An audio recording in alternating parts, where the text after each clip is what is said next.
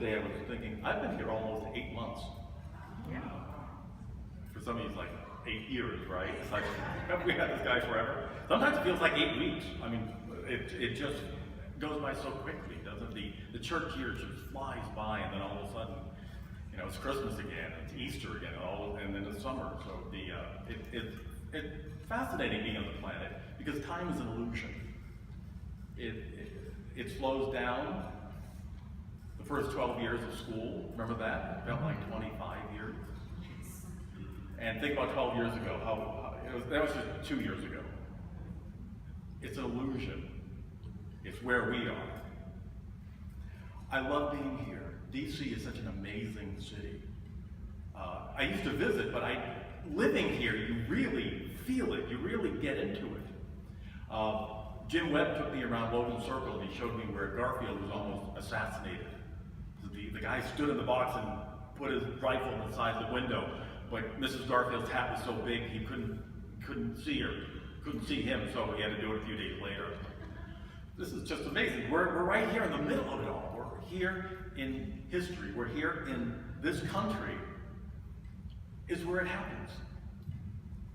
It's an astonishing, wonderful blessing to be here. I love also that we are able to just show up and take the metro or walk over to the nearest rally or march. When I first got here, we did the March for Our Lives. Thank you, those who came with us. I think all the Unity Centers, we had about 30 people total from all the unities come together and walk and affirm the truth.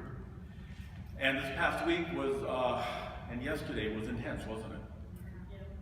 It's a very intense time. Somebody this morning said, we have not been this divided in this country since before the Civil War. We are living through an astonishing historical time. We don't know what tomorrow will bring, but we know we have a part in bringing it as Unity Metaphysical Truth students and practitioners.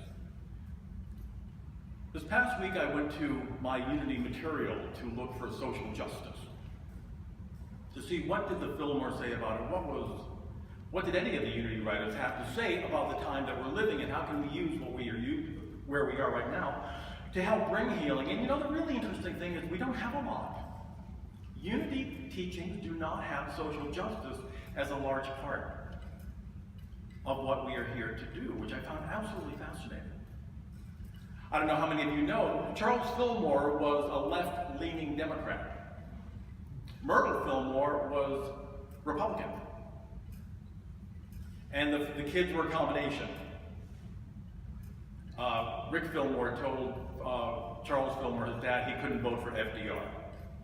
His dad, you're not allowed to vote for FDR. He says, I have a vote and I will use it the way I want to.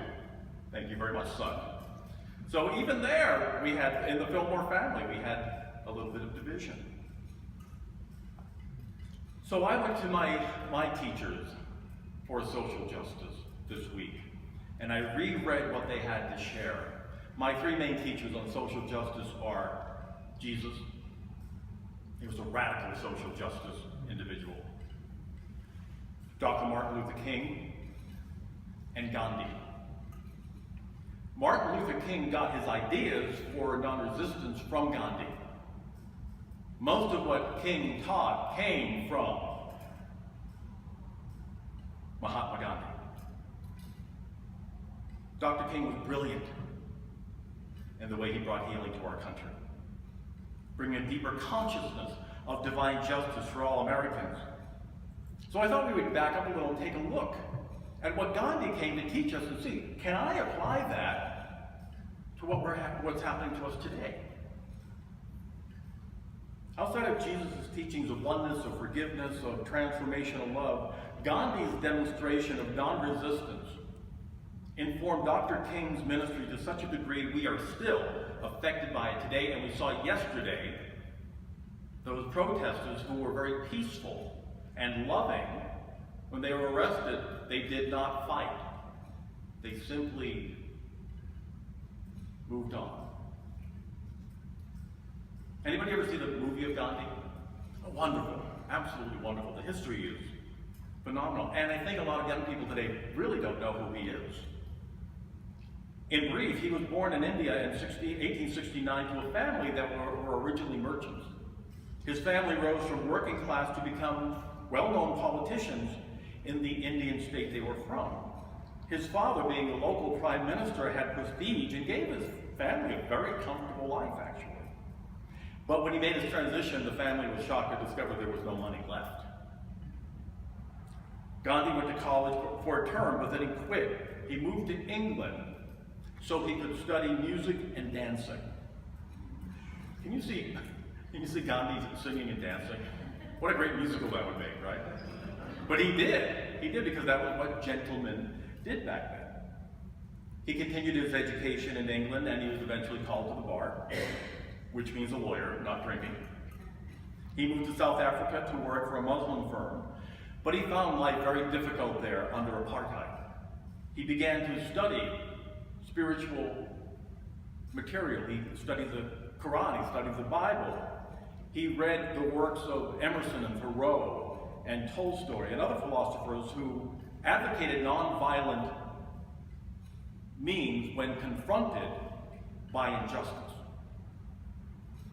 In his principled stand against apartheid, he was taunted, he was beaten, he was put into jail a number of times in his effort to bring justice and dignity to those who are hated and despised as a minority. But eventually he succeeded in getting the laws changed, only for the Indian population. It took a lot longer for other people of color, as we know. He decided to continue his work in helping to liberate Indians from oppression by moving back to India and forcing, through nonviolence, the British into leaving India to be run by Indians. It took more hardship, more jail time, but more of the faith in God that he had been developing in South Africa. And in time, amazingly enough, the British did leave India to finally let the people who were from there run their own country. As we know, it wasn't the easiest transition of power. Hindu and Muslims began to fight each other over control of India and Pakistan. And because of Gandhi's embrace of Muslims as well as Hindus, he was assassinated by a Hindu nationalist in 1948. But the great work that Gandhi did for his country, and really the world, in sharing his philosophy of change through non-violent means, has raised our consciousness of the planet to a new level. This is a different planet than before Gandhi got here. Yet we're still fighting wars, we're still dealing with terrorism, political parties are at each other night and day, but the spiritual truth that Gandhi, Dr. King, Jesus, and other philosophers have given us is at work for us to be able to heal the planet going forward. Now, of course, the teachings Gandhi gave us aren't new. He didn't claim they were new. We in New Thought don't claim that our new thought is actually new, but it's a new way of looking at it, a new way of using it. Gandhi said, "I have no secret weapons, I have no diplomacy save that of that truth, and I have no weapon but nonviolence." Gandhi was, according to our friend Matthew Fox, a creation-centered spiritual teacher. Matthew explains in his book, Original Blessing, that Gandhi was about transformation and not passively accepting non-justice. He was not passive at all. We keep thinking of him as being just somebody who's standing there doing nothing, but he did more than we could ever imagine. Gandhi found that by getting all of India to not buy any more cloth made in England, but only buying Indian-produced cloth, they put an enormous strain on the economy of Britain. Britain began to buckle because they were not buying their products. The mistake that so many people make about Gandhi and Dr. King and others in the nonviolent movement is that nonviolence means passive, giving our power away. Nothing could be further from the truth.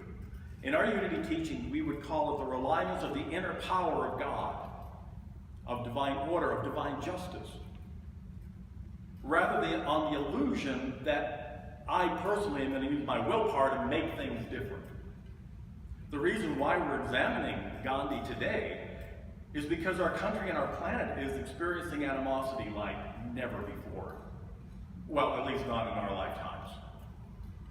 We are at each other all the time. And it doesn't seem to be getting any better. When we look at the venom from the politicians and other people, it's just mind-boggling.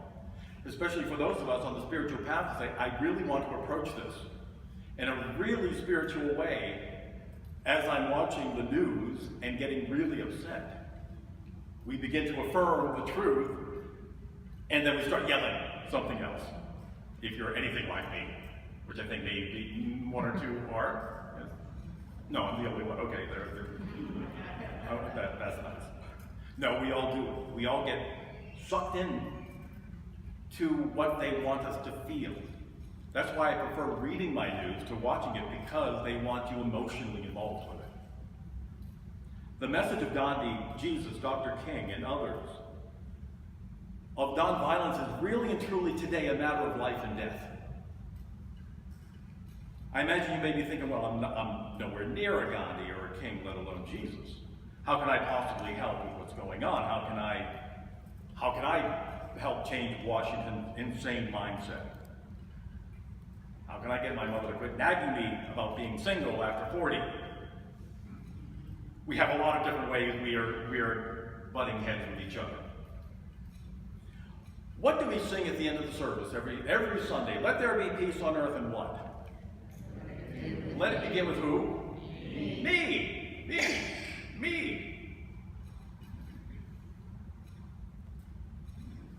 We think, but what am I going to do? Let there be peace on earth and let it be. How does that work? How does it begin with me? How do I do this? How do I even begin? I have to understand that it isn't me, the ego me, doing it. It's God within, or as we in Unity would call it, the Christ self, that we have to awaken, realize is doing this work, and say, what is my part in doing it? Perhaps it isn't yelling at the television. Maybe it is holding people in prayer. Maybe showing up at the Supreme Court and peacefully affirming your truth. What is Spirit within you leading you to do to be the peace on the planet that we need to see and be so desperately? I have to remember I am a channel of God's love and light that makes me that love. I am that love, and therefore my job is to say it, know it, and then live it. I am a channel of God's peace. I'm a channel of God's power, moving through me in a centered and very powerful, very creative and unique way. I have to be willing to be the channel of divine peace if peace is going to show up in my life. I didn't make peace happen. I allow peace to happen. We get that, right? That we're not setting it right. We're seeing it right. We're affirming this is the way, here's the truth of God, and I am doing my part to say yes through the whole thing. If I show up to a rally, I'm not going to get angry. I am going to let my love flow forth and know that divine order is at work. The concept of nonviolence is better understood by the Hindu word ahimsa. Ahimsa is more accurately translated into harmlessness. Harmlessness. I, as a child of God, am not here to harm anyone, including myself. But that doesn't mean I'm here to put up with abuse or to accept anything from anyone that affirms I am less than this glorious, wonderful child of God you are. Gandhi peacefully but firmly let the British officials know that he wasn't going to roll over and accept what they wanted the Indian people to do. He said, we're not here for that. We're holding to the truth, and you're not going to stop us. Rosa Parks understood ahimsa very well.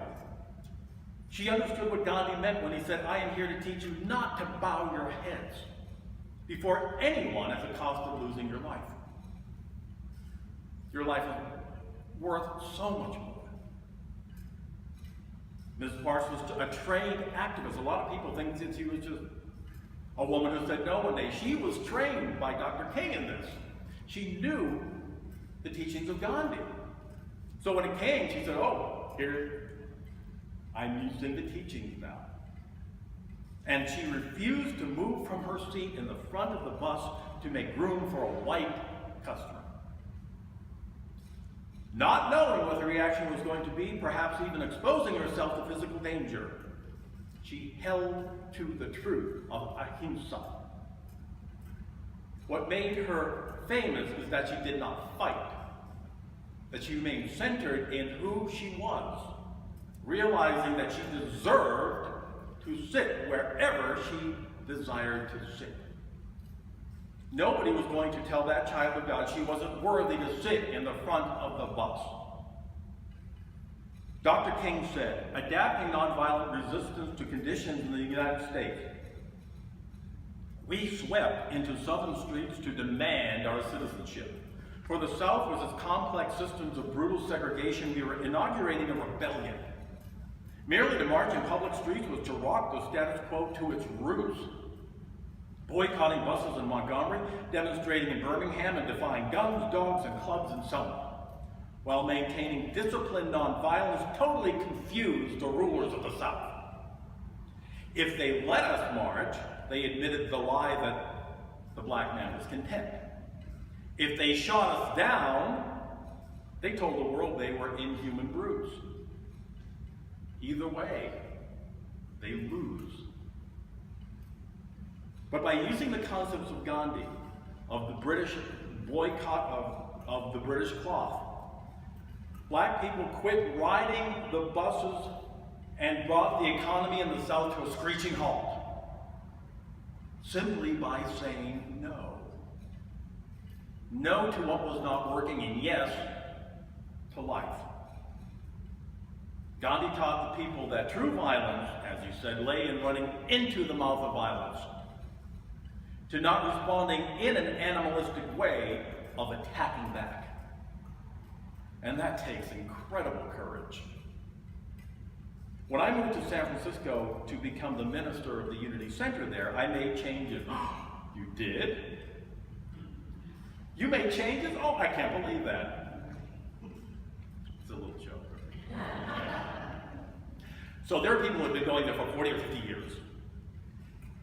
And they didn't like one particular change I had made at all. Well, the elders called a meeting with the board and me, ostensibly to question us about the change. But it was really a meeting to attack us. That was the only reason they called to attack us. And to say that we were going against what the founding minister created 50 years beforehand. Going to a church where a minister has achieved sainthood is a tough job. Because you're never good enough in some people's eyes. And that's fine. I mean, we all know that to be the truth. One elderly gentleman just went to town and was yelling and cursing and just lashing out in anger because, and here's the reason why they called the meeting, because we had changed from using an organ to a piano. The organ felt very funereal.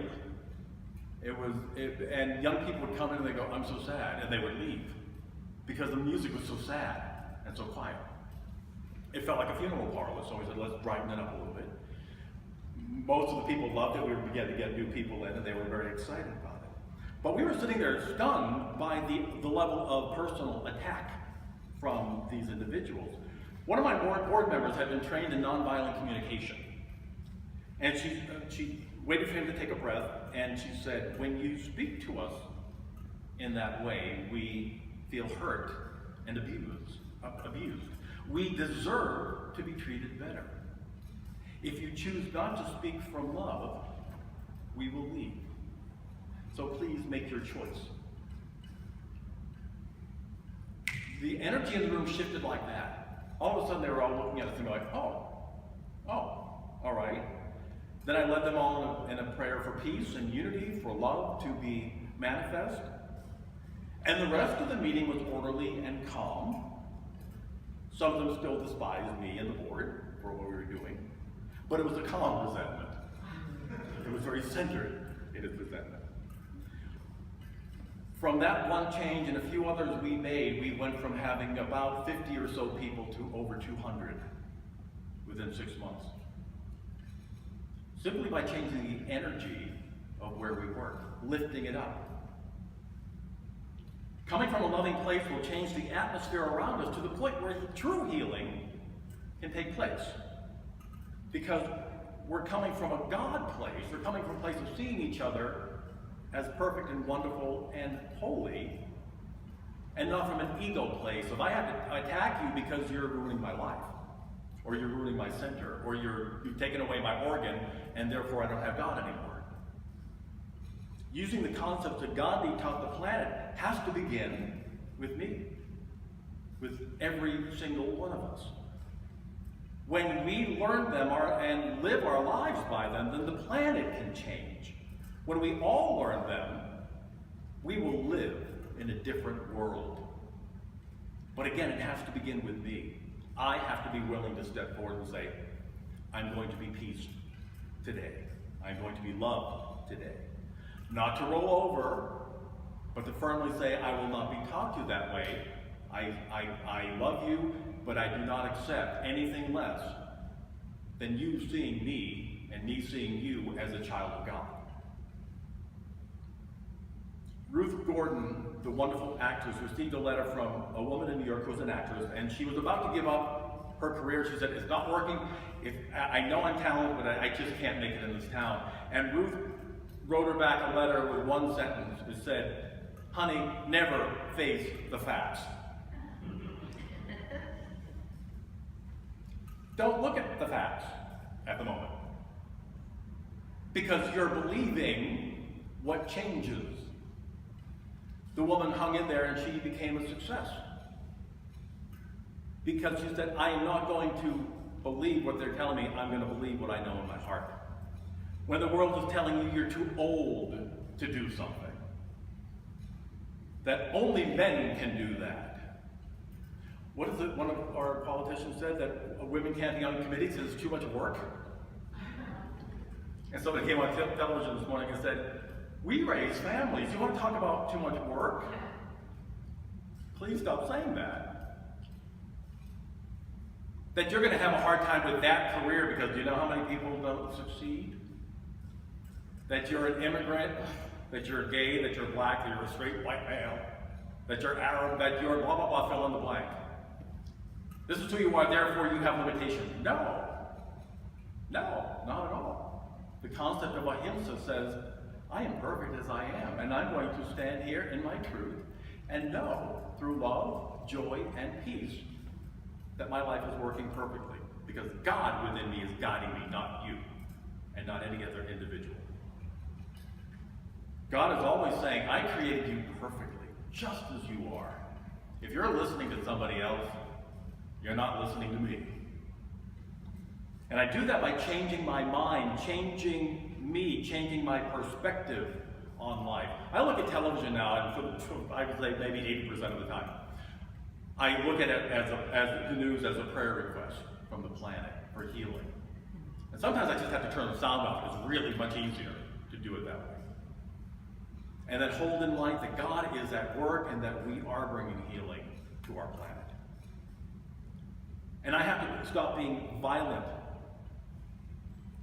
with my family and friends or anybody that I see on TV and want to, make rude signs at and yell at and call names.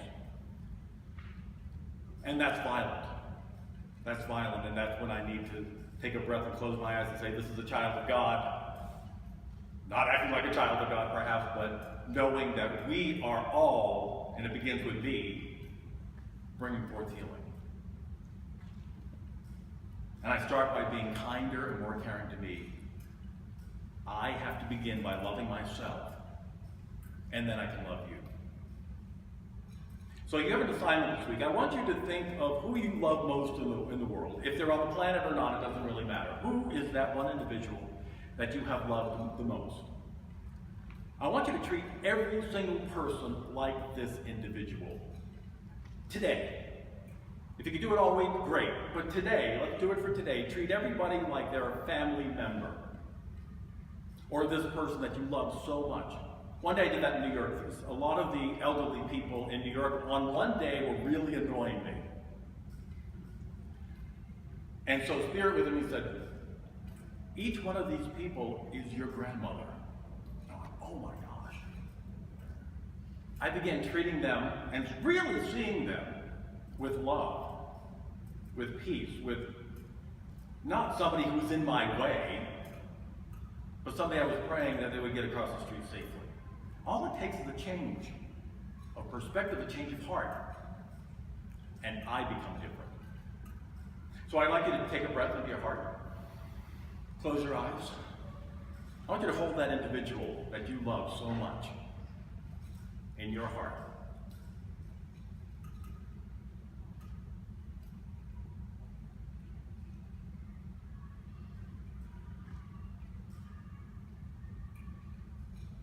Feel their love. Whether they're on the planet or not doesn't matter. Love is eternal, it never dies. Think of how much they loved you. How much they wanted your life to be happy, healthy, wonderful. What would they have done to make sure that happened? Can I not love myself enough at this very moment to let that happen? Breathe in and breathe out. Breathe in love. And breathe out separation. Breathe in light. And breathe out despair. Breathe in justice. And breathe out whatever does not belong inside you. There is only one power, one presence at work in the universe and in my life, God, the good. The energy of love, light, peace, joy. Everything we desire and more is already right here, always has been, and always will be. Center yourself in that bliss, that protection, that good, that is a part of who and what we are. The true self, as Gandhi recognized, as Dr. King recognized, as our great brother recognized. God and I are one. Breathe that truth. God and I are one. Be with that. Feel it.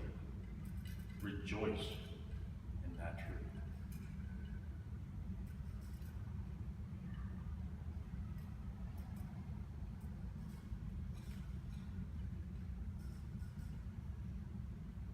As I listen to my heart, I hear the still small voice of Spirit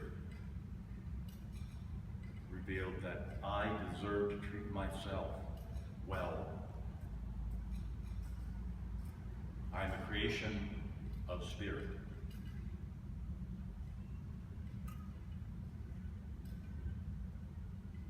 I was me before I came into this body. I will be me when I leave it. I am eternal. I am made of love, light, peace, serenity, joy.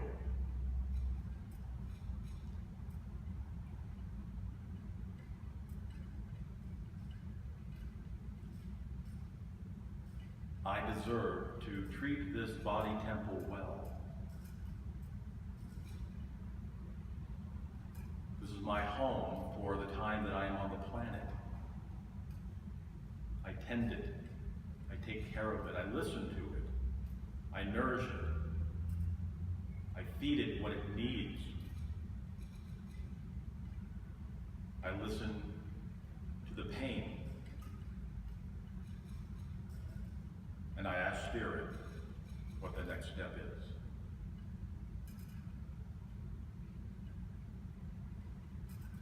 I am whole, strong, and well. strong, whole, and well. Breathe that truth in.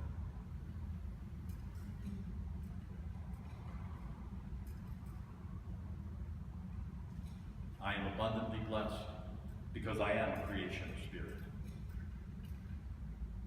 All of my material needs are taken care of as I let go and allow spirit to reveal how to do it. I let go of trying, and I listen and allow God to reveal my success. I am abundantly blessed. Breathe that truth in. I am abundantly blessed right now.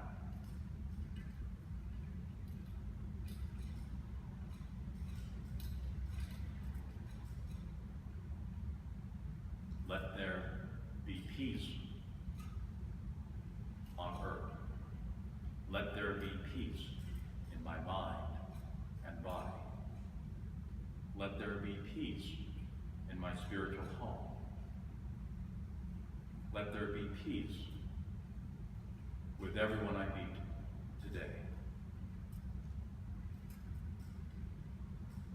Breathe into your heart. Let there be peace, and let it begin with me. Into the silence. We listen, and we know.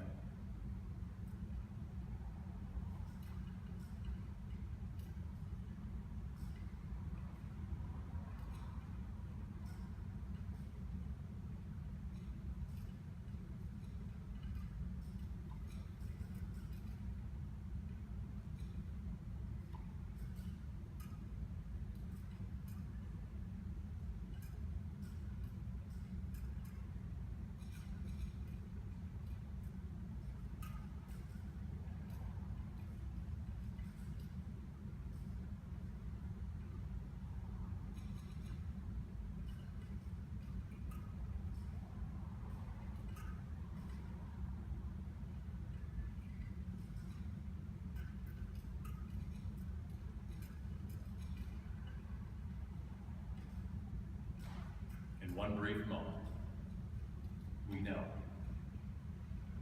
who we are. We know the reality of our being. And we move forward, remembering